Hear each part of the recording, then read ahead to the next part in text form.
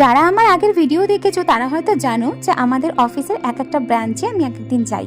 তো আজকে গিয়েছিলাম উত্তরপাড়ায় লঞ্চ পারাপার হয়ে, ভীষণ ঠান্ডা হাওয়া দিচ্ছিল, খুব মজা লাগছিল। আর দূরে দেখো পিকনিক হচ্ছে, শীতকালেই পিকনিক দেখলে খুব লোভ হয়। আর বাড়িতে এসেই দেখলাম সুমিত আমার জন্য নিয়ে এসেছে এক বাক্স চকলেট।